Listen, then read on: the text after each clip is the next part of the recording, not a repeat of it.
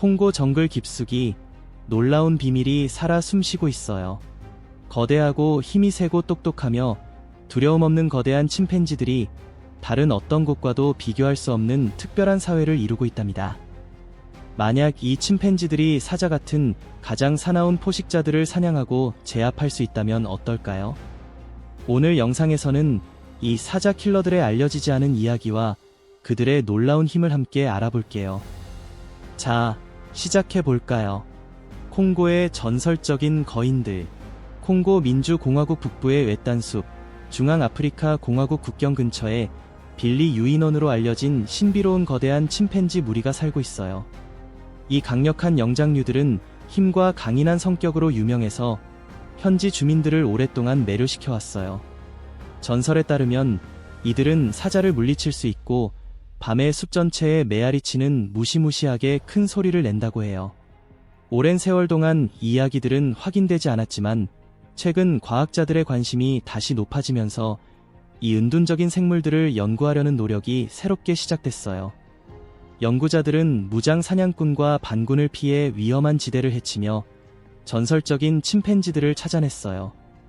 이 무리가 독특한 문화 전통을 보존하는 가장 큰 침팬지 집단일지도 모른다고 믿고 있답니다.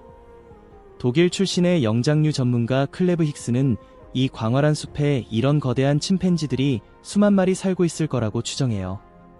아마 아프리카에서 가장 큰 침팬지 집단일 수 있죠. 이들은 특별한 생활 방식을 공유해요.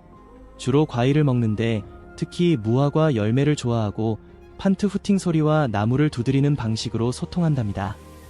사람이 다가가면 대개 조심스럽게 행동하며 공격하기보다는 조용히 슬며시 사라져요.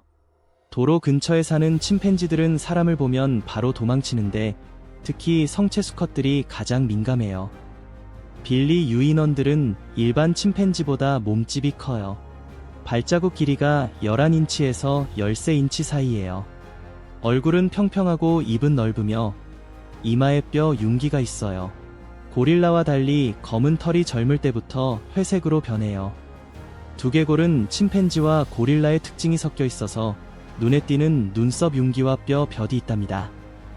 이들은 표범을 먹는다고 알려져 있는데 이는 영장류 중 드문 행동이에요. 나무가 아닌 땅에서 잠을 자고 숲바닥에 둥지를 만들죠. 또 바위나 통나무로 거대한 달팽이 껍데기를 깨서 먹어요. 자동 카메라에는 수컷 무리가 영역을 순찰하는 모습과 어미가 새끼들에게 도구를 사용해 먹이를 구하는 법을 가르치는 장면이 찍혔어요. 하지만 달을 보며 울부짖는 장면은 아직 포착되지 않았네요. 현지 주민들은 이들을 사자 킬러라고 부르는데 이 별명이 그들의 신비롭고 강력한 명성을 더해주죠. 이런 평판은 사자를 물리칠 수 있는 힘과 방어 능력에 대한 이야기에서 비롯됐어요. 다른 영장류들과 차별화되는 부분이랍니다. 연구자들은 크기와 힘뿐만 아니라 지능과 사회적 복잡성에도 감탄해요. 긴 막대기로 개미와 흰개미를 낚시하며 고급 문제 해결 능력과 적응력을 보여주죠. 독특한 소리와 몸짓으로 무리 내 협력과 소통을 돕고 정교한 사회 구조를 드러내요. 빌리 유인원의 발견은 콩고 분지, 특히 전 세계 영장류 보전 노력에 불을 지폈어요. 안타깝게도 전쟁과 정치 불안정 때문에 보호 활동이 어려워요. 보전 전문가들은 빌리우엘레 숲과 그 야생 생물을 지켜 이 놀라운 종을 보존하고 생태계 균형을 유지해야 한다고 급히 강조하고 있어요. 빌리 유인원의 발견 이야기예요. 침팬지 발견 이야기는 1908년으로 거슬러 올라가요. 그때 콩고 탐험가들이 빌리 마을 근처에서 고릴라 두개골을 발견했어요. 이 두개골들은 당시 그 지역을 통치하던 벨기에로 보내져서 과학 연구를 받았죠. 처음에 과학자들은 이게 새로운 고릴라 종이라고 믿고 고릴라 우엘렌시스라는 이름을 붙였어요.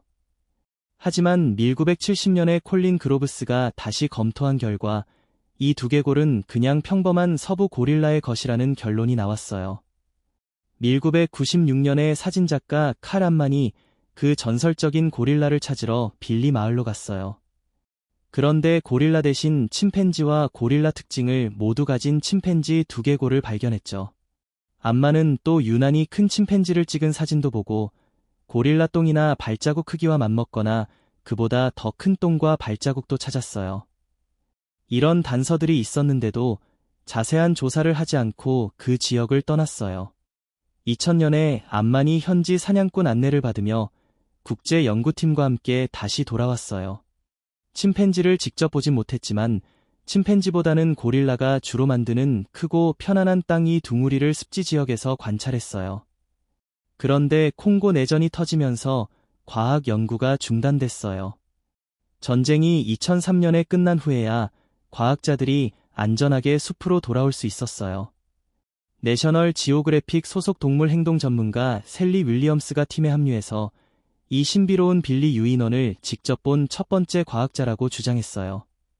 직접 촬영은 못했지만 현지 추적자들에게 산 영상들을 공유했죠. 탐험 중에 윌리엄스는 4마리의 큰 유인원이 소리 없이 다가오다 물러나는 긴장된 만남을 겪었다고 해요. 윌리엄스는 현지 사람들로부터 거대한 유인원이 2 종류 있다는 이야기를 들었어요. 하나는 나무 꼭대기에 살면서 독화살로 사냥할 수 있는 나무 두드리는 자이고, 다른 하나는 더 크고 검은색인 사자살해자로 나무를 거에 오르지 않고 독에 면역이 있다고 여겨졌어요. 이런 이야기들은 암만이 처음으로 현지인들로부터 들었다고 하네요. 여름 탐험에서 윌리엄스는 3가지 유형의 침팬지를 관찰했는데 그중 하나는 새로운 종일지도 모른다고 생각했어요. 빌리 유인원이 새로운 종이거나 침팬지와 고릴라의 혼혈로 독특한 행동과 습관을 가진 존재일 수 있다고 추측했죠. 알려진 침팬지들과는 확연히 다르다고요. 그녀의 관찰은 언론에 큰 관심을 끌었지만 암만과의 전문적 의견 차이로 인해 협력이 끊어졌어요. 윌리엄스는 독립적으로 연구를 계속할 계획이었어요.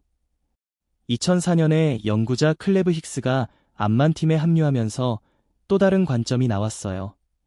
2003년에 채취한 털 샘플의 유전자 검사 결과 이 침팬지들은 알려진 종에 속하며 새로운 아종이 아니라는 게 밝혀졌어요. 윌리엄스는 이 결과를 반박하며 오염 가능성을 지적하고 DNA 분석 방법에 문제를 제기했어요.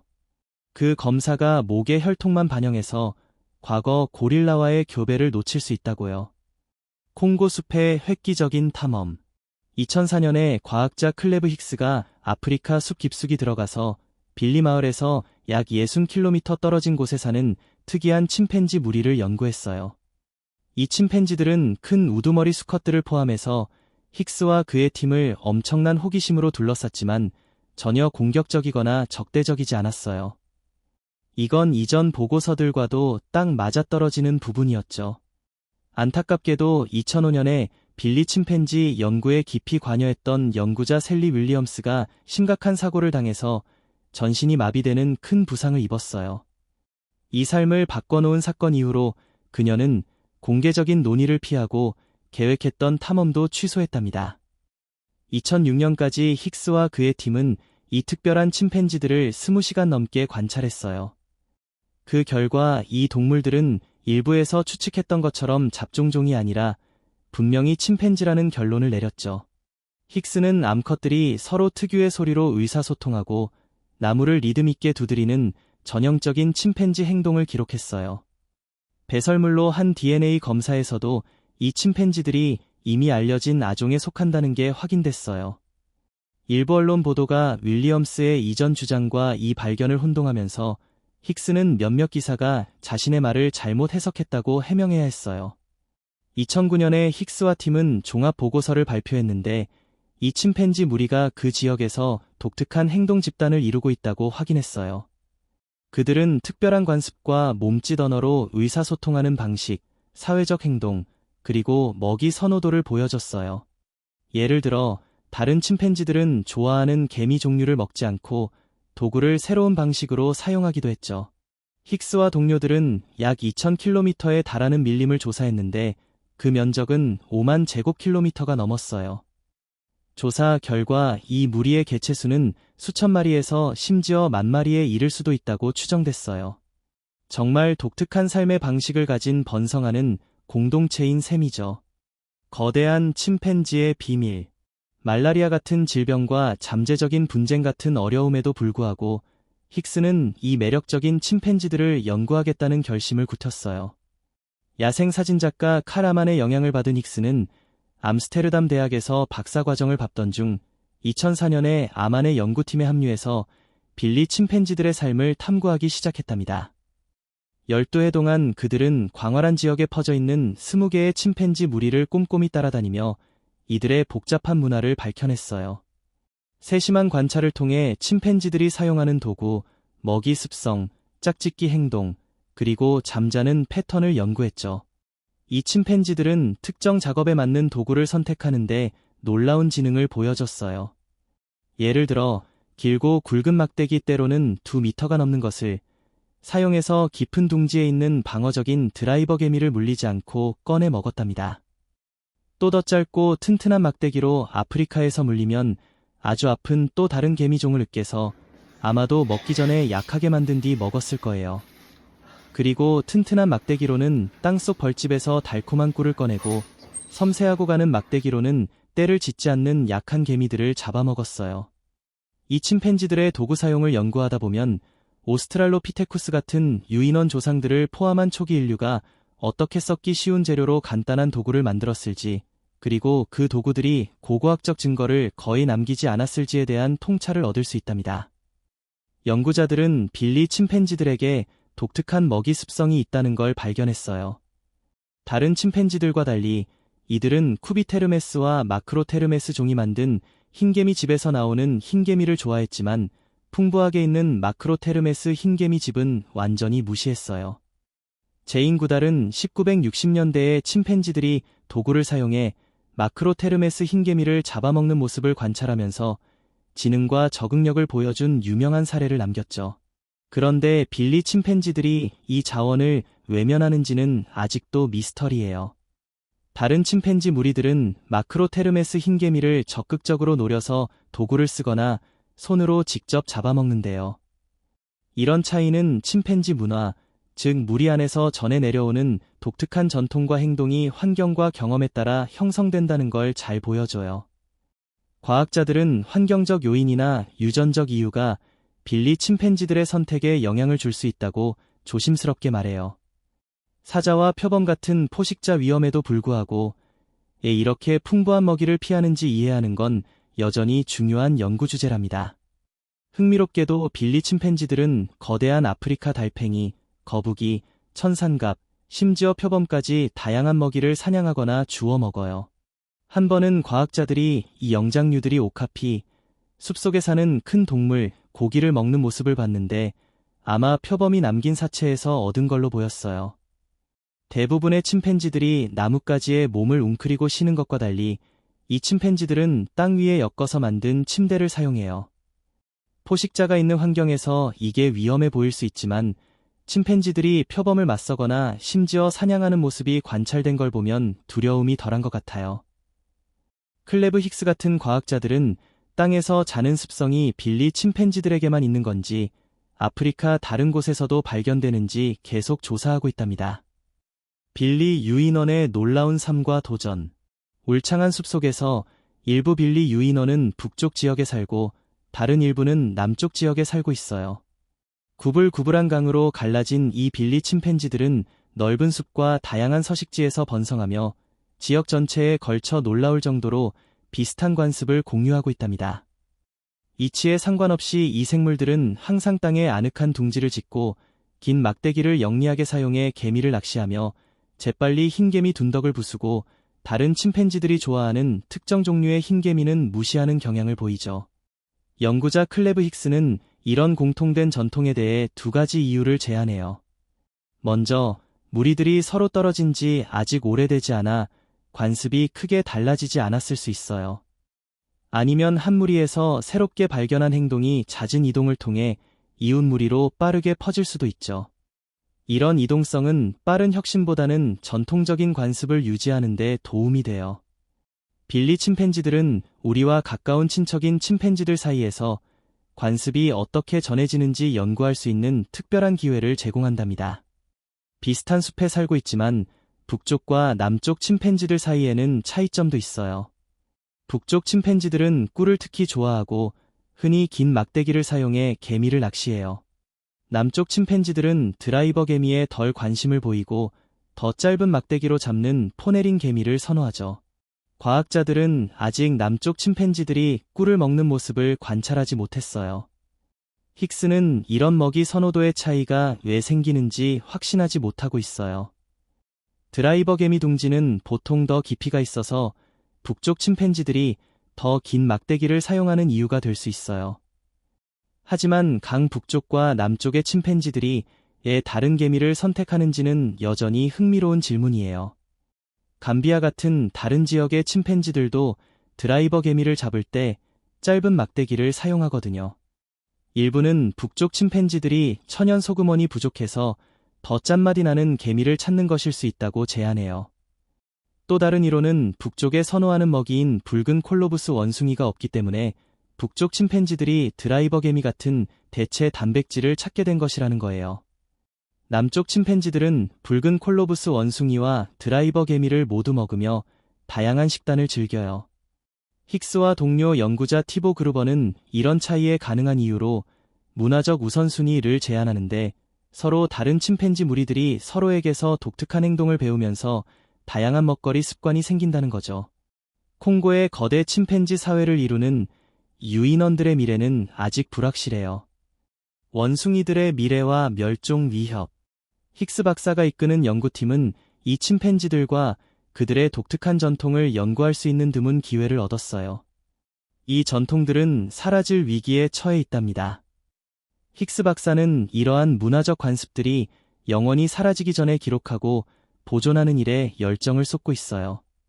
안타깝게도 아프리카 전역의 많은 침팬지 문화들이 빠른 인간 개발 때문에 점점 사라지고 있어요. 그는 빌리 원숭이들이 지금까지 살아남았다는 게 행운이라고 생각하며 미래 세대를 위해 이들을 보호해야 할 긴급한 필요성을 강조해요.